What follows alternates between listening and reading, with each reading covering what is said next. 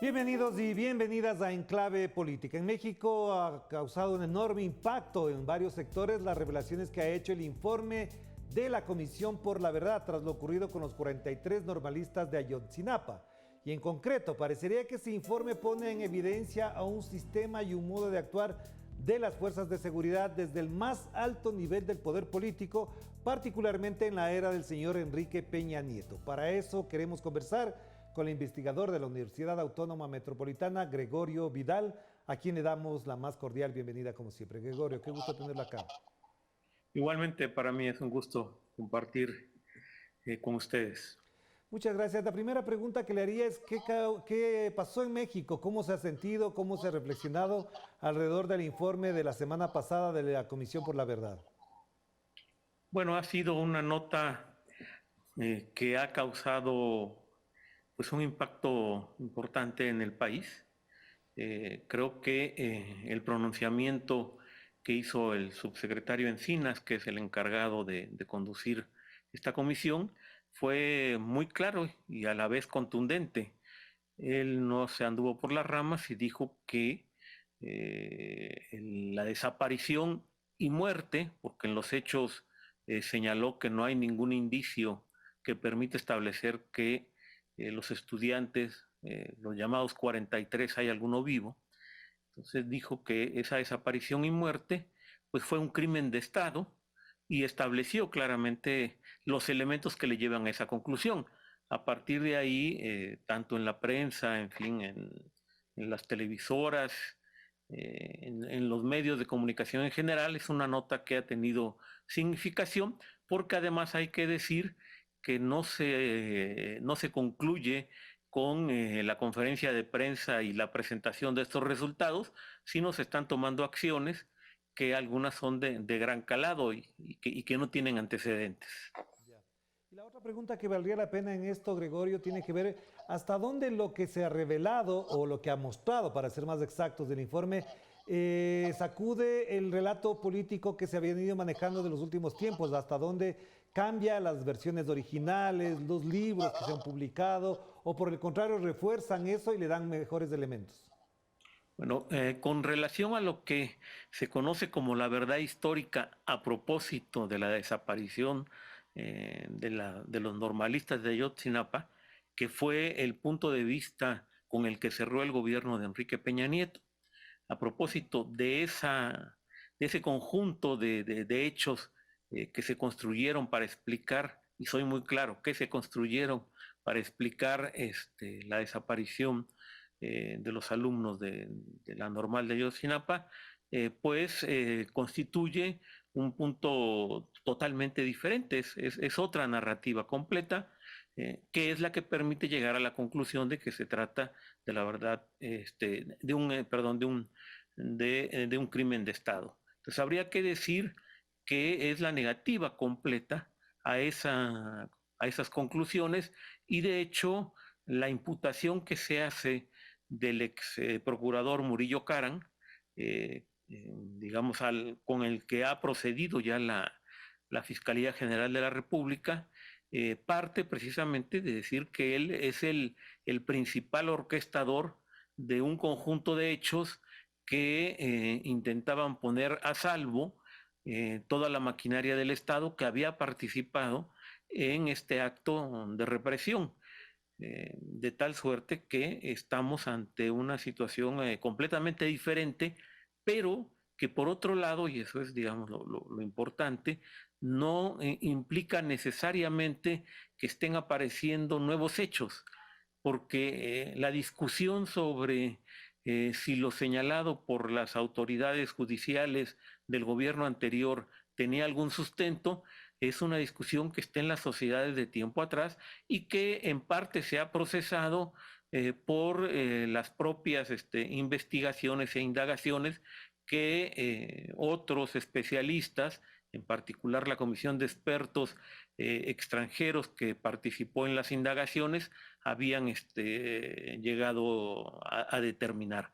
Por consiguiente, para resumir, efectivamente niega completamente las ideas de la verdad histórica, pero para negar esta se basa o toma como fundamento algunos resultados de investigaciones previamente establecidos y que daban cuenta ya de esta situación de crimen de Estado.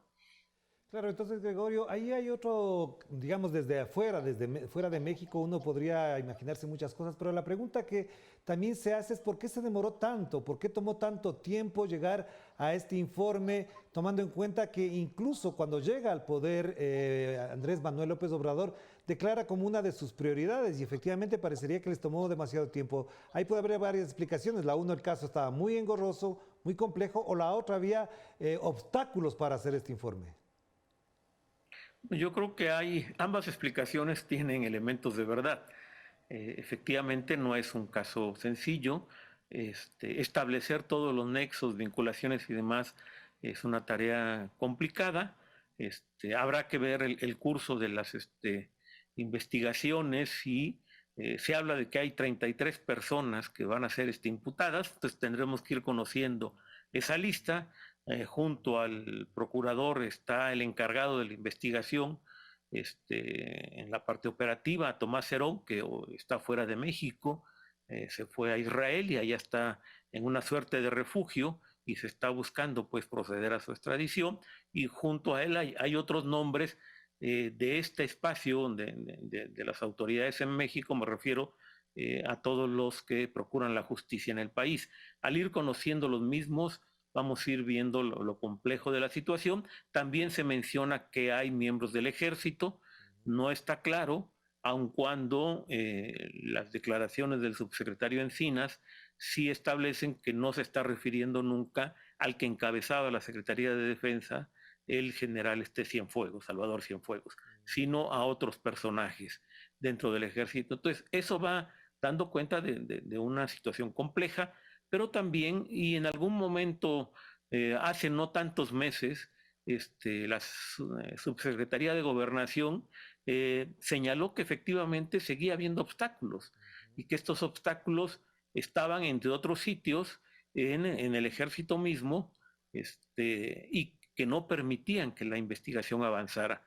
Eso se destrabó, digamos, por los resultados que estamos observando, digamos, una conclusión legítima, y entonces tenemos esta información que en un sentido es fuerte, es contundente, pero que confirma un conjunto de indagatorias previas y un sentimiento que por lo menos para el caso de los padres de los desaparecidos estaba muy arraigado. Ellos habían expresado en diversos momentos la convicción de que se trataba de una acción de todo el Estado mexicano para orquestar esta desaparición, y hoy se conoce pues como muerte de los 43 de Ayotzinapa. Claro, y también para información de nuestra audiencia en América Latina, Gregorio, ¿qué sentido tiene todas las detenciones que han ocurrido desde la presentación del informe? ¿Hasta dónde esto puede coadyuvar a un mejor entendimiento del tema, a sancionar y reparar a sancionar a los responsables y reparar a las víctimas? ¿Hasta dónde estas detenciones no constituyen más bien algo que se debió haber hecho antes y ahora quizás resulta ya un poco tarde? No, yo creo que establecer responsabilidades claras, precisas y contundentes no es algo que necesariamente llega tarde, o sea, es un hecho positivo. Hasta dónde esto restaure heridas, en primer lugar, la propia que sin ninguna tienen los padres pues, de estos desaparecidos, pues es una cosa que vamos a ver hacia adelante. Yo no me atrevería a establecer ninguna conclusión ni a avanzar ninguna hipótesis al respecto, porque, insisto, estamos apenas al inicio de la parte sustantiva de esta labor, porque la parte sustantiva es efectivamente establecer cuál es ese universo, quiénes son los detenidos, qué se señala para proceder a sus detenciones, que en ese sentido, qué se está revelando a la sociedad como lo que significaría el contenido de un crimen de Estado. Porque en la medida en que esto efectivamente sea tan contundente como la propia declaratoria de crimen de Estado, entonces los resultados en términos de la percepción de la sociedad pues serán sin ninguna duda más positivos, pero eso no lo conocemos y no estoy dudando en lo más mínimo de las intenciones del aparato de justicia actual, no estoy dudando del propio proceder de la Subsecretaría de Gobernación y de los otros implicados por parte de las autoridades, pero bueno, son situaciones que, dado la profundidad del daño social que implicó este hecho, pues habrá que ver los resultados. Yo insistiría en que Ayotzinapa es particularmente relevante porque marca un quiebre, no es un acto aislado, no es un primer acto de esta magnitud, sino marca un quiebre y efectivamente en su momento cimbró el tejido social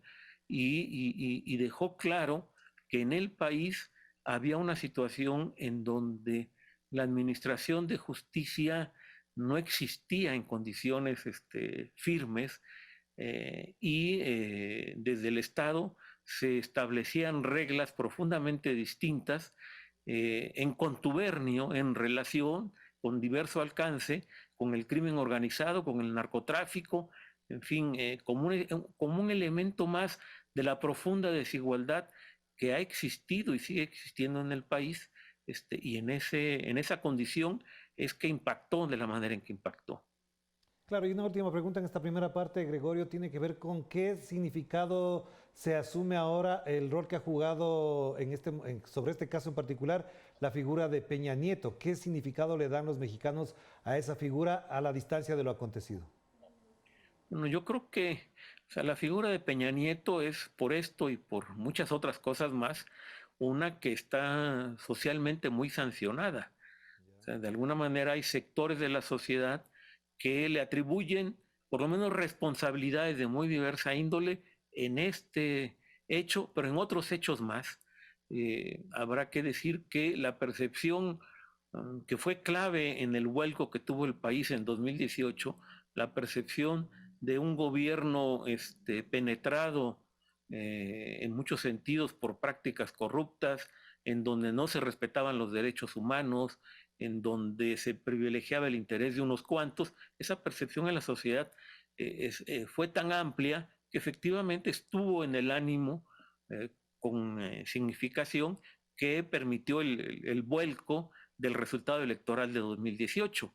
Entonces, y ahí Peña Nieto era la figura central, o sea, contra él se enfocaban por parte de muchos sectores de la sociedad baterías diciendo que había responsabilidad sustantiva en él y en su administración.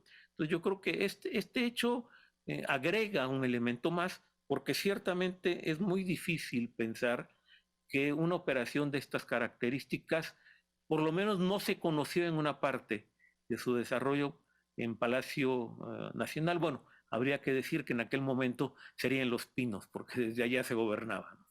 Claro que sí. Hagamos una pausa, Gregorio, enseguida volvamos para ver hasta dónde esto efectivamente puede marcar un hito, un cambio en la lógica de la violencia que se ha vivido en México. Vamos a la pausa.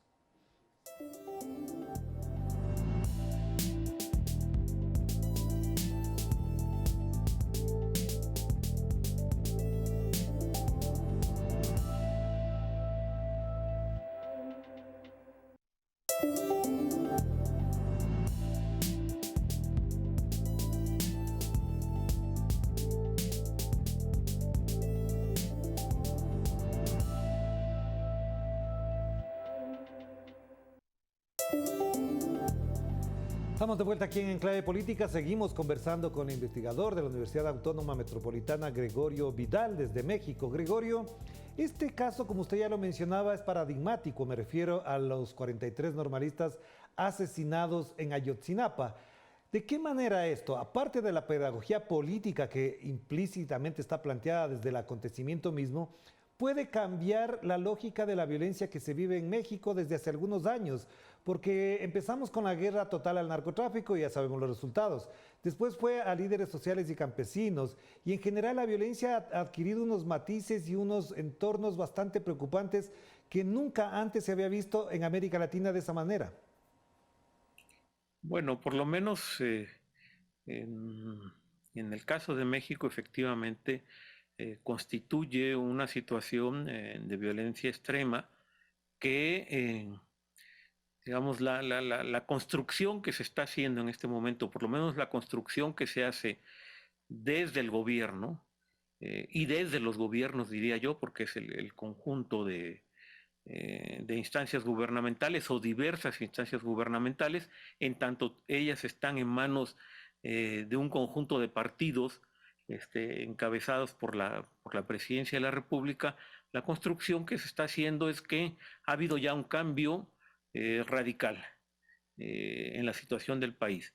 Eh, y ello se sostiene a partir de la idea de que desde el Ejecutivo Federal y otras instancias gubernamentales no se está tolerando esta violencia, no se está siendo partícipe de la misma y no se están entablando redes y relaciones con poderes más allá del Estado que están en esta ejecución de actos violentos, ¿no?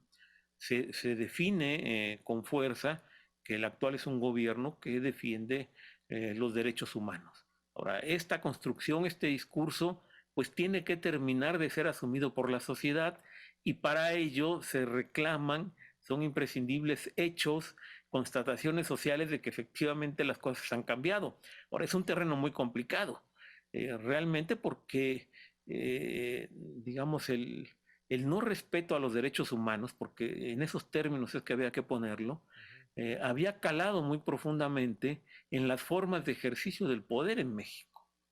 No obstante que, por otro lado, se tenía un discurso de pleno ejercicio democrático y se hablaba de la construcción y de un conjunto de instituciones, modificaciones legales, en fin. Habrá que recordar que en el gobierno de Peña Nieto se estableció, por ejemplo, el derecho a la consulta popular, por señalar un ejemplo que caracterizaría un régimen democrático. En fin, teníamos funcionando de tiempo atrás una Comisión Nacional de Derechos Humanos y las propias modificaciones en términos electorales, como una última reforma electoral que se avanzó en ese gobierno, que todos daban cuenta pues de esta intención democrática, pero al lado de eso existía este otro proceso, pues, y esa situación es lo que complica, incluso diría yo, complica hasta la fecha, el que socialmente se perciba que hay un cambio totalmente radical en la situación, no obstante que se pueda reconocer que hay una voluntad por parte del gobierno de proceder en esa dirección. Hay que decir que la reacción misma, por lo menos hasta de los padres mismos, hasta la fecha, ha sido una reacción que ha visto con buenos ojos las medidas tomadas por este gobierno a partir de la presentación del informe por parte del subsecretario Encinas y lo que ha venido siguiendo. O sea, eso, ellos están evaluando la situación, pero se percibe como un elemento positivo y es en general un elemento positivo que se percibe en otros, en, fin, en otras partes de la sociedad y que veamos cómo avanza. Pero insisto, la situación está muy arraigada, es de una enorme complejidad y bueno, se siguen presentando en el país hechos violentos de relativa envergadura que dan cuenta de que por lo menos hay una resistencia muy fuerte por parte de algunos sectores de la sociedad que sin ninguna duda están involucrados con el narcotráfico, pero no solo es con el narcotráfico, es con otras formas de ejercicio de la vida social a partir de la violencia que está presente en diversas partes del país, sin con esto querer decir que está en todo el país, o sea, no, porque también eso es una imagen construida, o sea, claro. Efectivamente de repente aparecen puntos diversos, pero, en fin, que dan cuenta de una situación sumamente compleja. Claro, Gregorio, porque incluso hoy, por ejemplo, el titular de la jornada menciona a un alto funcionario de Enrique Peña Nieto, en el que se lo señala como testigo presencial de las torturas que se infringieron a los 43 normalistas de Ayotzinapa. Es decir, eso sí de ser cierto es muy grave porque estaban presentes ahí altas autoridades y eso da cuenta que no era una situación tan así casual de que les encontraron los estudiantes, les mataron y por lo tanto tenían que ocultar la evidencia, sino porque ya hubo altos funcionarios que presenciaron ese acto violento, esa masacre. Bueno, lo que establece la jornada en su nota es que Tomás Herón, personaje al que ya me referí, que era el segundo en la línea de mando de la Procuraduría General de la República en ese momento, y el encargado de la parte operativa, como señalaba, de esta investigación, él, digamos, orquestó directamente los actos de tortura. ¿Sí? La imputación a Murillo Karam es en tanto eso subordinado y Murillo Karam está enterado pues de estos actos de tortura, ¿no? Pero no solo serían actos de tortura, sino implicaría también desaparición forzosa. Y claramente delitos relacionados con el ejercicio de la justicia, o sea, con el ejercicio no correcto, pues, de la justicia, ¿no? Y estamos hablando del segundo en la Procuraduría y, insisto, habrá que ver quiénes son las personas implicadas por parte del ejército. Eh, Simplemente como un elemento que da cuenta de cómo se estaba, este, cómo se llevaban ciertas tareas para administrar la justicia, y le pongo todas las comillas que aquí implica administrar la justicia en el gobierno de Peña Nieto, se conoce hoy en el informe que el ejército tenía infiltrados en la normal, que hacían labores de espionaje para esta fuerza armada. Uno de ellos incluso desaparece y no se dan las instrucciones para buscarlo, como corresponde a una vez que desaparece a un miembro del ejército y revelando cómo está implicado pues el ejército en toda esta actividad, ¿no? Y Claro. es simplemente un dato, o sea, no agota el entramado que está atrás de esta acción, ¿no? Claro, y para ir finalizando, entonces, Gregorio, yo señalo todos estos elementos para llegar a la siguiente pregunta. ¿Cómo se entiende el comportamiento de estos actores políticos de seguridad de las Fuerzas Armadas? ¿Qué entendían ellos por seguridad en México? ¿Consideraban que, por ejemplo, 43 normalistas jóvenes sin ninguna vinculación política constituían un enemigo? ¿Qué les lleva a tomar esas decisiones? ¿Por qué se llega a ese comportamiento? Porque parecería, digo yo, en términos hasta incluso psicológicos, un nivel de enajenación muy grave que se encuentra en ciertos estamentos de las entidades estatales y de las gobernaciones, digámoslo así, para entendernos, que de pronto de un día para otro pueden matar a cualquier persona y sentirse impunes. Bueno, yo creo que digamos, ahí tendríamos que acudir a la historia y establecer cuál ha sido el papel de largo tiempo de las normales rurales en México.